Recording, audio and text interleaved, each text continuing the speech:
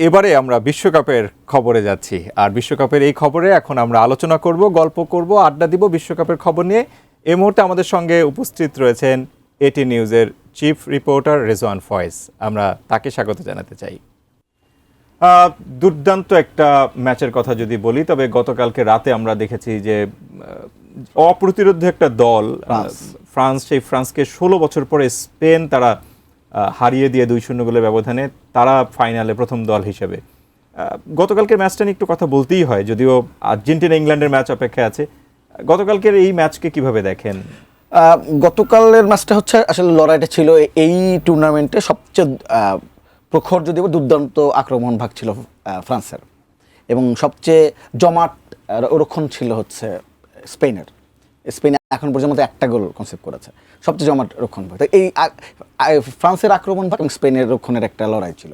সেখানে আমরা দেখলাম যে ফ্রান্সের আক্রমণ ভাগ একদম স্পেনের রক্ষণে গিয়ে ব্যর্থ, কালকের দিনে ব্যর্থ। এবং সবচেয়ে বড় কথা যে ফ্রান্সের একটা বাজে দিন গেছে, কালকে একটা বাজে দিন গেছে।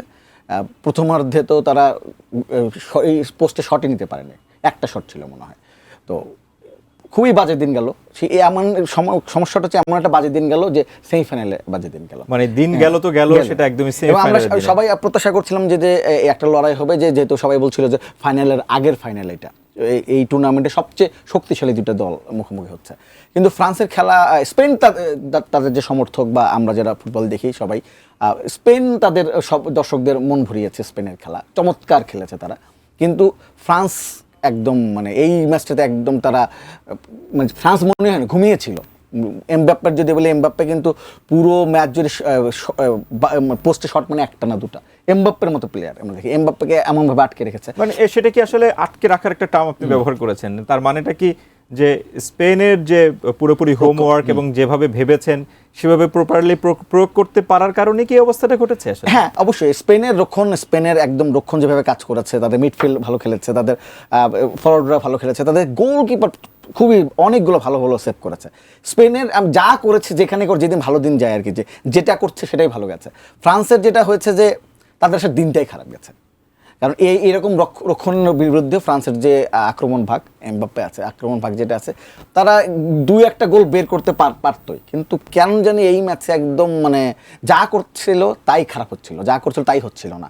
এই অনেক যে পোস্টগুলো, গোলগুলো, যে বলগুলো, বলগুলো অন্য সময় একদম ইজিলি পোস্টে মারে, আমি গোল না বলি পোস্টে মারে, সেগুলো বার পোস্টের অনেক উঁচু দিয়ে বের হয়ে যাচ্ছিল। সবকিছু মিলে আসলে আমার মনে হয় ফ্রান্সের দিন খারাপ গেছে। আজকের ম্যাচের আলোচনায় যাব, তবে তার আগে অনেকেই অনেক দিন ধরে বলা করছিলেন যে আরও একটা ফ্রান্স ভার্সেস আর্জেন্টিনা ফাইনাল দেখতে চায়।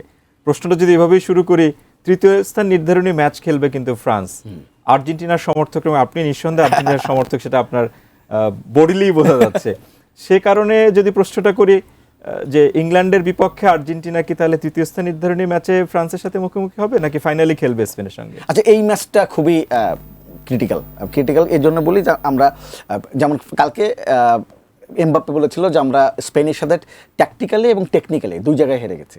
হ্যাঁ, তো একটা ম্যাচে তো টেকনিক্যাল একটা সাইড থাকে, ট্যাকটিক্যাল একটা সাইড থাকে। যখন ইংল্যান্ড এবং আর্জেন্টিনা মুখোমুখি হবে আজকে রাতে, সেখানে আমার কাছে মনে হয় এবং আমি যতটুকু পড়াশোনা করে সব কিছু মিলে দেখেছি যে ইংল্যান্ড আর্জেন্টিনার ম্যাচ কখনো ট্যাকটিক্যাল এবং টেকনিক্যালি হয় না।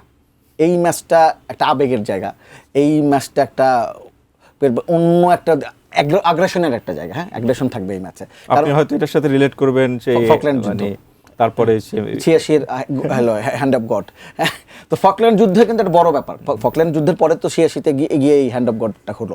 তো এই একটা যুদ্ধ নিয়ে, ফকল্যান্ড দ্বীপ নিয়ে ইংল্যান্ড এবং আর্জেন্টিনার যে যুদ্ধ, সেই যুদ্ধ নিয়ে তাদের মধ্যে কিন্তু একদম ঐতিহ্যগতভাবে একটা বৈধতা আছে।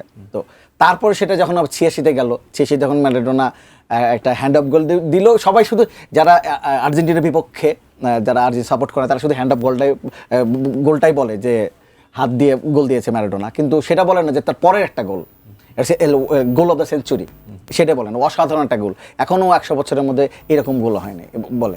তো দুইটাই হয়েছে ওই ম্যাচে, দুটোই হয়েছে, ম্যারাডোনা দুটোই দিয়েছে। একটা চিটিং করেছে, আবার আরেকটা অসাধারণ একটা গোল দিয়েছে, 100 বছরের মধ্যে সেটা একটা গোল দিয়েছে। তো সব কিছু মিলে এই ম্যাচটা আসলে কী হবে বলা যায় না। আমার মনে হয় না এই ম্যাচটা টেকনিক্যালি হবে, এই ম্যাচটা অ্যাগ্রেশনের হবে, এই ম্যাচটা আবেগের হবে। এবং এমন হতে পারে এর আগে কিন্তু এই আর্জেন্টিনার সঙ্গে যখন খেলতে গেছে ইংল্যান্ড খেলেছে তখন কিন্তু বেকহাম লাল কার্ড পেয়েছিল, বিশ্বকাপে লাল কার্ড পেয়েছে। মানে এটার মধ্যে আবেগটা এই জায়গা থেকে আজকের মধ্যে দেখতে পারবেন। হয়তো এমনও হইতে পারে যে মেসি একটা লাল কার্ড খেয়ে গেল, এমন হইতে পারে যে হ্যারি কেইন একটা ফাউল করে ফেলছে, যেটা তাদের সাথে যায় না, কিন্তু আবেগটা থাকবে এই ম্যাচের সঙ্গে। আমাদের ভারত পাকিস্তান ম্যাচের সামনে আমরা ক্রিকেটে যেমন দেখি, এই ম্যাচটা অনেকটা এইরকম। কাজে আমার মনে হয় না এই ম্যাচটা ওই কারা টেকনিক্যালি শক্তিশালী, কারা ট্যাকটিক্যালি শক্তিশালী, এই ম্যাচটা যে প্রেশার, যে আবেগ, যে অ্যাগ্রেশন থাকবে, সব এইগুলোই আসলে ম্যাচটা ঠিক করে দিবে কে জিতবে। নকআউট ম্যাচে সাধারণত আমরা ভাবি যে একটা দল হয়তো কোনো খেলোয়াড়ও বাদ পড়ে যায়, দলও বাদ পড়ে যায়, কিন্তু এই সেমিফাইনালে এসে একটা দল এখনই বাদ পড়ছে না, কারণ তৃতীয় স্থানে একটা ম্যাচ থাকবে আর একটা ফাইনাল থাকবে। তার মানে আজকে যদি আর্জেন্টিনা কোনো কারণে বাদও পড়ে যায়, মেসির আরও একটা ম্যাচ হতে খেলা দেখার সুযোগ আছে। কিন্তু আমরা সেভাবে সেই বিষয় নিয়ে কথা বলতে চাই না, কথা বলতে চাই যে আজকে বাংলাদেশিদের মধ্যেও কিন্তু আমরা জানি যে ইংল্যান্ডের সাপোর্টার গ্রুপ আছে, যদি হয়তো ব্রাজিলের মতো অত বেশি না। দিন শেষে আজকে সমর্থক গোষ্ঠীরাই আজকের ম্যাচ নিয়ে কি চিন্তা করছে? একটা ছোট্ট পরিসংখ্যান দেয়। পরিসংখ্যানটা হচ্ছে যে এখন পর্যন্ত আর্জেন্টিনা বিশ্বকাপ ফুটবলে সেমিফাইনালে উঠেছে 6 বার, মানে এই 2026 দিয়ে 6 বার সেমিফাইনালে উঠেছে। গত 5টি সেমিফাইনালে একটাতে কিন্তু আর্জেন্টিনা হারে নেই। সেমিফাইনালে আর্জেন্টিনা হারে না বিশ্বকাপ সেমিফাইনালে, কিন্তু পরিসংখ্যান কিন্তু খেলার মাঠে কিন্তু এখন পর্যন্ত এটা একটা কিন্তু মানুষের মানসিকভাবে এগিয়ে রাখে যে এখন পর্যন্ত আর্জেন্টিনা কোনো সেমিফাইনালে হারে নেই। যতবার সেমিফাইনাল উঠেছে ততবার সেটা ফাইনাল খেলেছে এবং 3বার তারা বিশ্বকাপ নিয়েছে।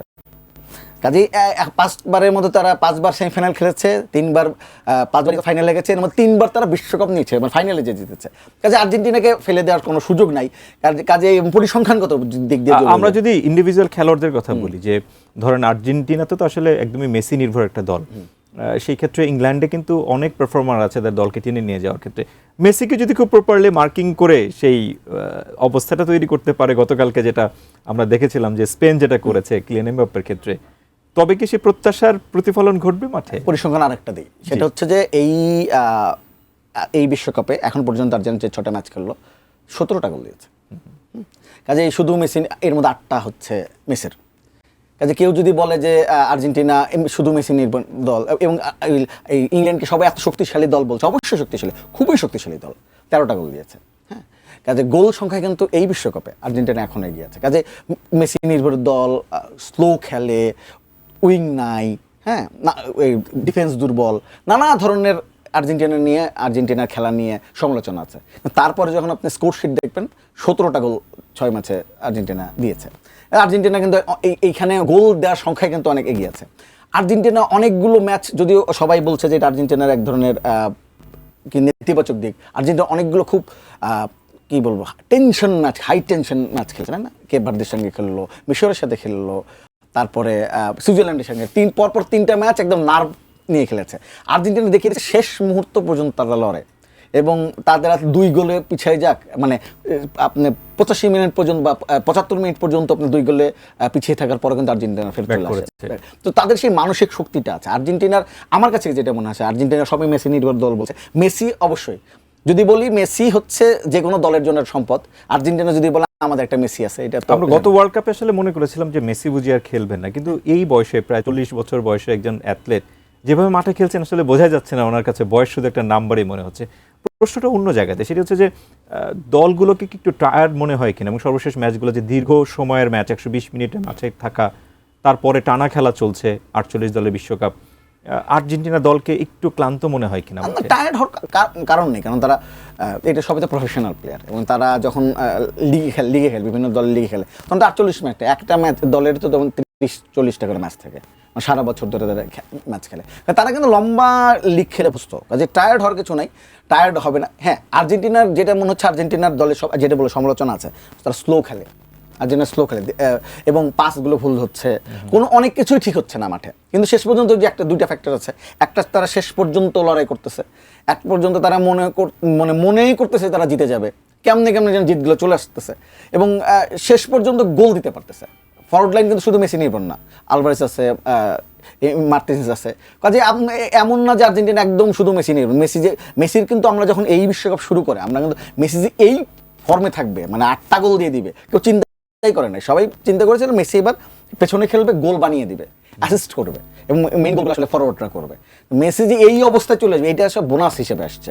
আমার মনে হয় মেসি গোল করছে দেখে আর্জেন্টিনা অন্য ফরওয়ার্ডরা মানে গোল করছে না, সবাই বলছে যে মেসিকে দাও, কারণ খুনে একটা সে ফর্মে আছে। সবাই চাবে যে এই অবস্থা হ্যারিকেন থেকে সবাই চাবে বলটা হ্যারিকেনের কাছে। আর একটা বিষয় হচ্ছে যে গত বিশ্বকাপ অর্থাৎ 22-এর বিশ্বকাপেই অনেকের পূর্ণতা এসেছে যে লিওনেল মেসির মতো একজন বিশ্বসেরা ফুটবলার, তার জীবনে একটা ট্রফি থাকবে না সেটা কি হয়? 18 আমরা 14তে স্বপ্নভঙ্গ দেখেছিলাম, তো সেই জায়গা থেকে এসে সে পূরণটা হয়েছে। পরপর দুবারের বিশ্বকাপের রেকর্ড তো খুব বেশি নাই 17 বছরের। তো সেই জায়গা থেকে এসে আপনাদের মধ্যে কি সে ধরনের স্বপ্ন তৈরি হচ্ছে কিনা আরো একবার? হ্যাঁ, যেহেতু সেমিফাইনালে চলে এসছে, আর্জেন্টিনার ইতিহাস সেমিফাইনালে হারে না। হ্যাঁ, এইবারে চেঞ্জ হতে পারে, ইংল্যান্ডের সাথে খেলা। ইংল্যান্ডের সাথে কিন্তু বিশ্বকাপে ইংল্যান্ডের সাথে আর্জেন্টিনা 3-2 পিছিয়ে আছে, মানে 3টা ম্যাচ ইংল্যান্ড জিতেছে, 2টা ম্যাচ আর্জেন্টিনা জিতেছে। কারণ বিশ্বকাপ কিন্তু আর্জেন্টিনার বিরুদ্ধে ইংল্যান্ডের পারফরমেন্স ভালো। কাজেই আরেকটা ব্যাপার আছে, আরেকটা এই ইংল্যান্ডের বিরুদ্ধে কিন্তু মেসির প্রথম ম্যাচ বিশ্বকাপে, ইংল্যান্ডের বিরুদ্ধে প্রথম ম্যাচ, জাতীয় দল নিয়েই ইংল্যান্ডের বিরুদ্ধে মেসির প্রথম ম্যাচ।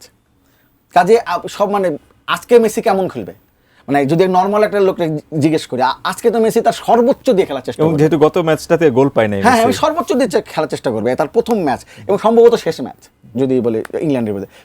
এবং সেইটা তো আছেই, যে সে জাতীয় যে মনোভাব সেটা তো আছে, ইংল্যান্ডের বিরুদ্ধে তাদের যে বইটা সেটা আছে।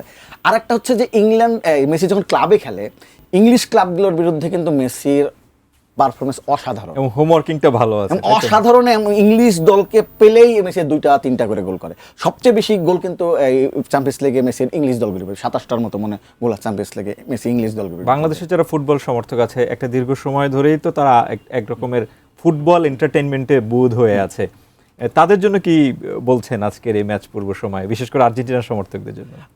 আচ্ছা, আপনি বলছিলেন যে ইংল্যান্ডের সমর্থন তো আসলে ব্রাজিলের মতো না, উল্টো। আসলে ইংল্যান্ডের সমর্থন এখন, কারণ ব্রাজিল সমর্থক যারা আছে, যেহেতু তারা এন্টি আর্জেন্টিন, তারা সবাই মিলে আজকে ইংল্যান্ডকে সাপোর্ট করে। কালকে তারা ফ্রান্সকে করেছে, আজকে তারা ইংল্যান্ডকে করবে।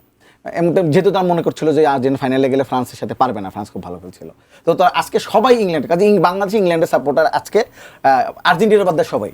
হঠাৎ করে তো ইংল্যান্ডের এত জার্সি দেশে হয়তো সামাল দেওয়া যাবে না, পাওয়া যাবে না, কিন্তু সবে হলুদ জার্সি আপনার ইংল্যান্ডের জার্সি হিসেবে আজকে গণ্য হবে। হ্যাঁ, হলুদটাও সাদা হিসেবে গণ্য হবে আজকে, তো তারা সবাই সাপোর্ট করবে। এবং ইংল্যান্ডের চান্স প্রচুর, ইংল্যান্ড যেভাবে খেলছে প্রতিটা সেক্টরে তাদের কিন্তু খুবই ভালো ভালো প্লেয়ার আছে, এবং ইংল্যান্ডও জিতে যেতে পারে। এবং আপনি মানে দর্শকদের জন্য কি বলবো, আমার কথা হচ্ছে যে আমি যেভাবে বুঝবো, আমি আসলে এই ম্যাচ নিয়ে অনেক বেশি প্রত্যাশা আমি করছি না আর্জেন্টিনা। আপনি একটা জিনিস বলি, সেটা হচ্ছে আপনি তো সকল ব্রাজিলের সমর্থকদেরকে আজকে ইংল্যান্ডের পক্ষে রেখেছেন।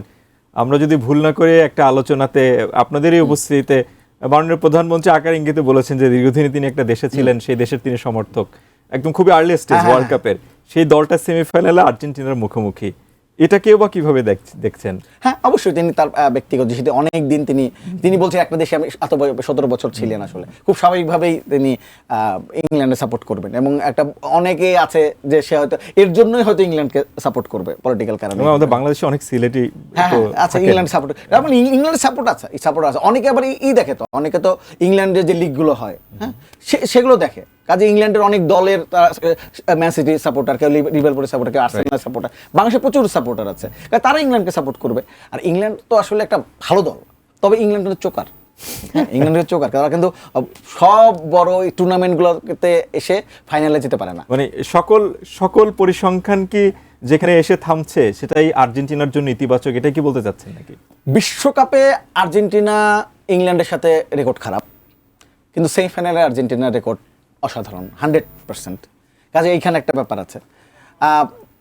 আমার কথা হচ্ছে আসলে এই ম্যাচটা, আমি যেটা বলছিলাম, টেকনিক্যাল কিংবা এই আমরা পরিসংখ্যান কোনো দিক দিয়ে যাবে না। এই ম্যাচের একটা পাগলের ম্যাচ হবে আমার ধারণা। পাগলের মতো দুই দল খেলবে, কেউ হারতে চাবে না, শুধুমাত্র ফুটবলের জন্য না।